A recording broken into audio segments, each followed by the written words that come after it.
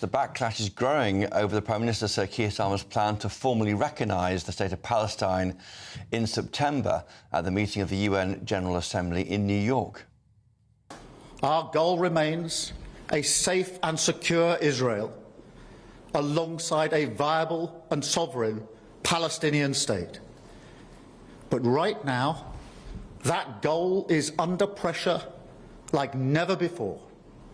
So today, as part of this process towards peace, I can confirm the UK will recognise the State of Palestine by the United Nations General Assembly in September. Well, Keir Starmer made the announcement after reports of increasing pressure coming from senior cabinet members, including Deputy Prime Minister Angela Rayner and the Health Secretary Wes Streeting.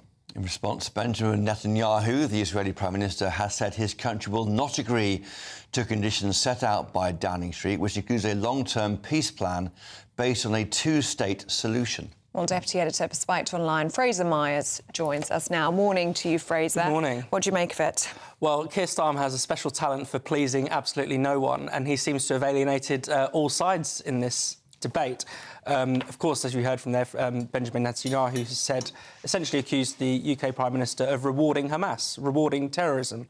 And on that, he surely has a point. How can it be the case that the October 7th attack, the worst attack, the deadliest attack on Jewish people since the Holocaust, is the single greatest thing that has moved the UK to recognise Palestine in 60 years? That sends an extraordinary message. On the other side, you have people on the pro-Palestine side, for instance, Jeremy Corbyn, saying, well, why is a Palestinian state conditional on certain things? It should be an automatic right. So he has upset everyone. He's got himself into a bit of a muddle here. And this row is going to go on. And is it going to make much difference to the war? Is the other thing that people will be asking. Kemi Badenoch has called it simply posturing, virtue signalling. But he's following France. He said last week they did the same. They were going to act together, we think, and that hasn't happened this time. 150 countries have recognised Palestine. The story has changed in Palestine, hasn't it? It's now a near-famine situation. That is changing the feeling in this country about the war.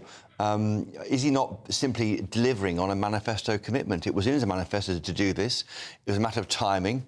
He's chosen his timing. Yeah, it's true. He has always said that there will be a point at which they will recognise a Palestinian state, and he has waited for the timing. I'm not sure why he didn't come out at the same time as Macron, for instance. Macron last week. I know why. Donald Trump was about to arrive, because we haven't yet heard Donald Trump's response yet, and he will be, well, of course, I think, with the Israeli side on this. So it would have been poisoned the well of that meeting. You'd assume, though, that he got the green light from Trump, because he wouldn't dare not. We don't know. In the case of Macron, Trump simply brushed it off. He said, what Macron says doesn't matter. So we would assume that he would take a similar attitude to the UK. It is, of course, significant that France and the UK will be the largest and most important countries, the first G7 countries, to recognise Palestine.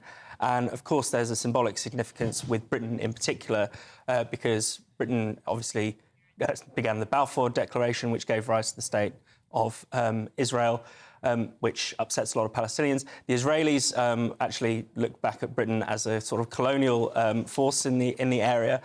So there is this kind of historical circular significance of Britain coming to this decision. So Donald Trump last night on Air Force One with Beverly Turner did... well, she was there too, but well, not Beverly Turner, but he recognised that this had happened. He said he's quite relaxed about it. He doesn't agree, of course, with Sir Keir Starmer. He said the UK was going the same as Macron. OK, doesn't mean I have to agree. So clearly they weighed it off. I mean, when I was there in Turnberry with Trump, they talk a lot about aid, famine relief, and little about the politics of it. He focused on food, didn't he? He really did. Yeah, so I think it's possible for people to be concerned about the horrendous situation that there is in Gaza at the moment, and to have extraordinary sympathy for Palestinian people. And Trump has been pushing Netanyahu on that front, while at the same time recognising that to recognise a Palestinian state at this moment sends a pretty terrible message.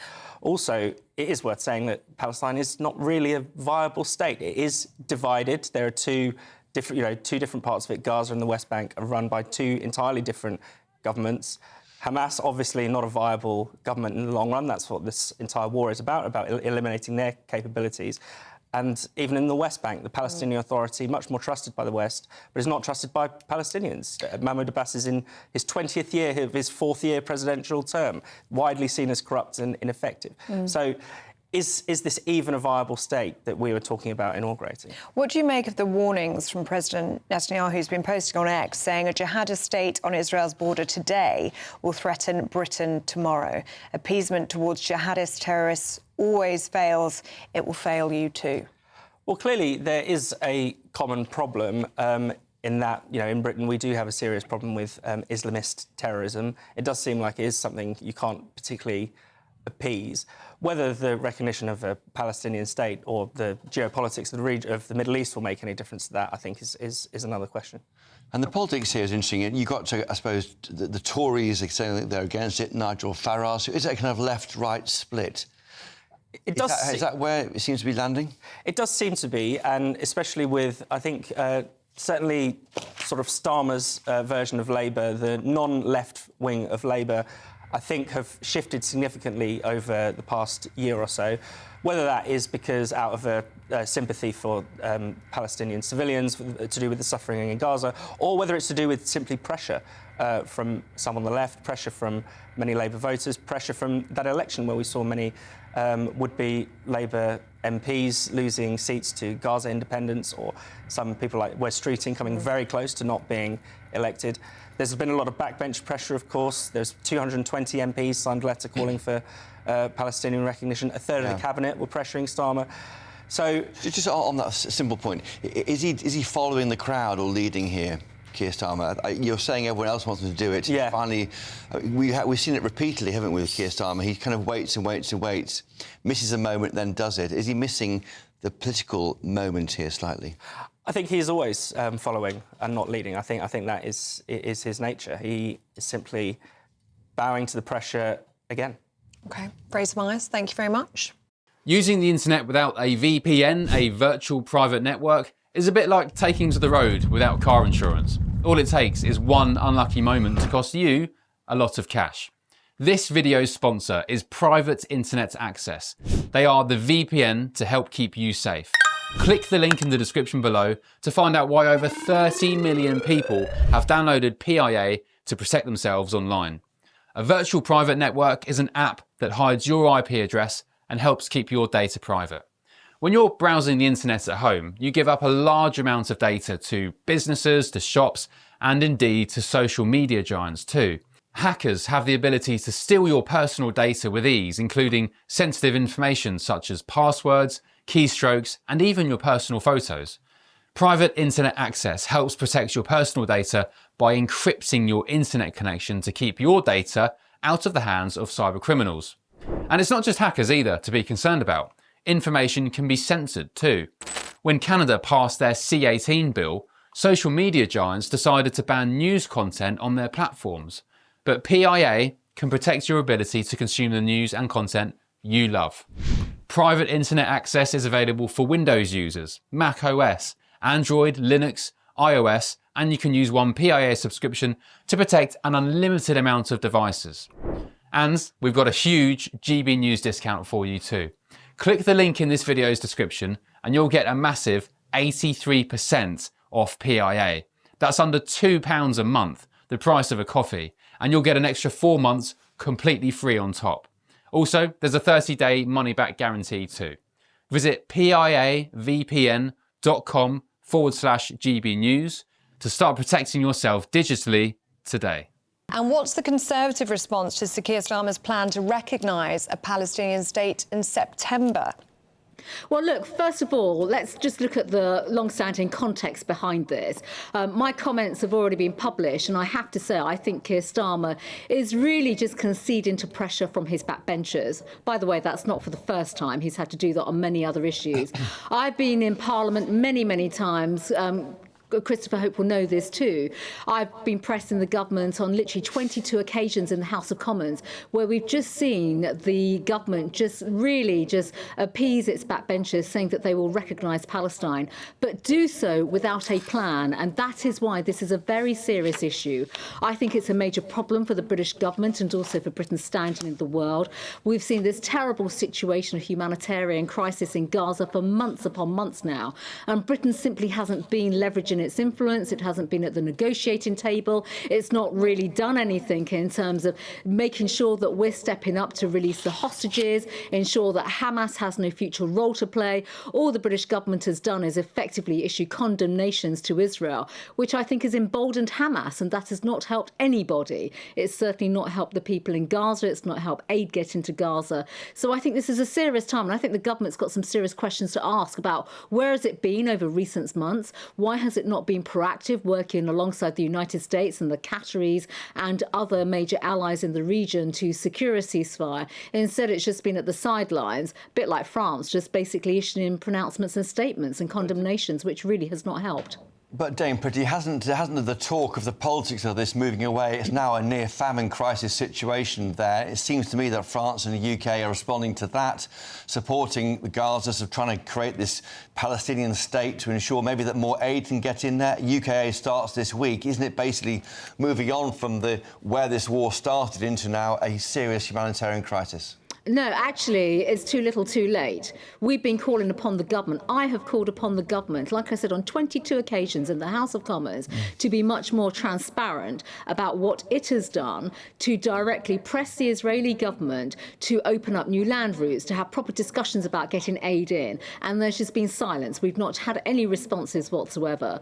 The British government are basically hiding behind the United Nations when it comes to aid delivery. And we know the United Nations has a checkered history in Gaza. We know the UN was also, some of its workers were complicit in the atrocities on October the 7th. So we can't put all the eggs in the UN basket, and it should never have been allowed to get to this terrible situation where there is a catastrophic famine, a terrible humanitarian crisis. It was the last Conservative government, when David Cameron was Foreign Secretary, that secured new land routes to get aid into Gaza. I have pressed the government again and again and again to do more on this, and they have not.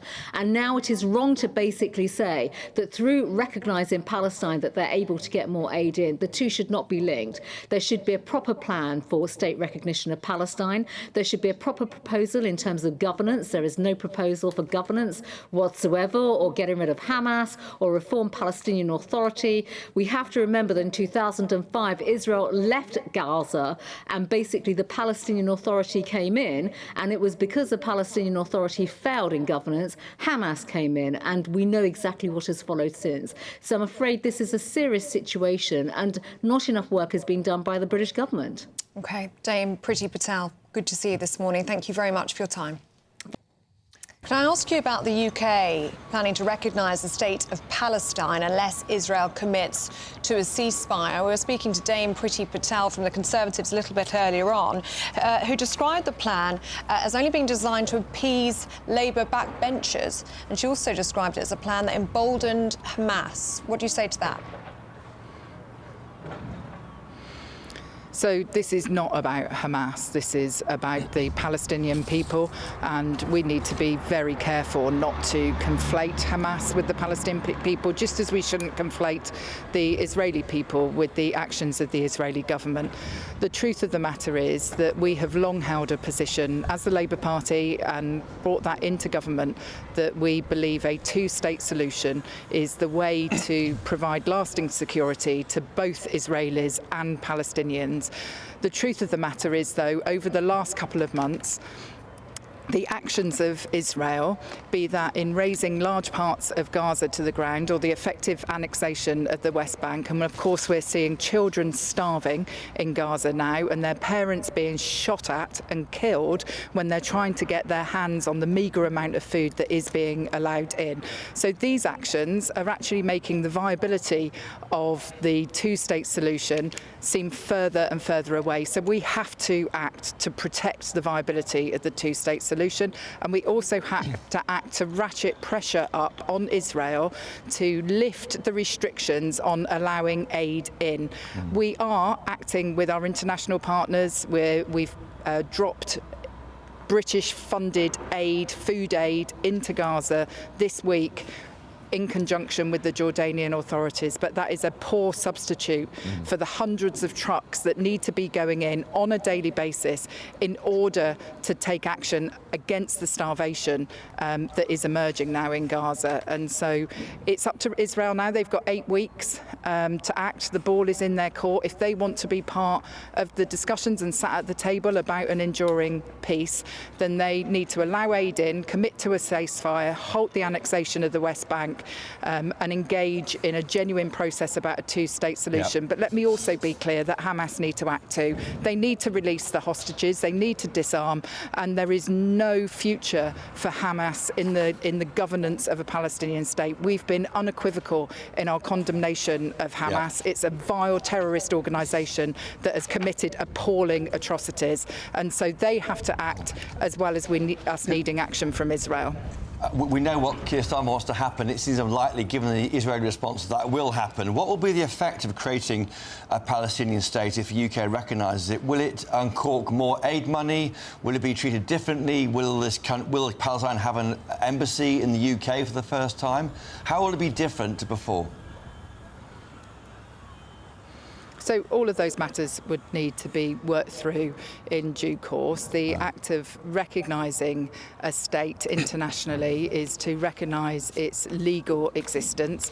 Clearly, if we're going to get to that point of having a safe and secure Israel existing alongside a sovereign and viable Palestinian state, that's a two-state solution, and we have said as a government that we would recognise the state of Palestine at the point in time when it could have maximum effect. And I think if the British people watching their television screens are horrified by what they are seeing. The gravity of the situation is clear for all to see, and so we think that that moment is fast approaching now, and we need to use this diplomatic leverage, working with our international allies to try and chart a different course for the region. The bloodshed has to stop.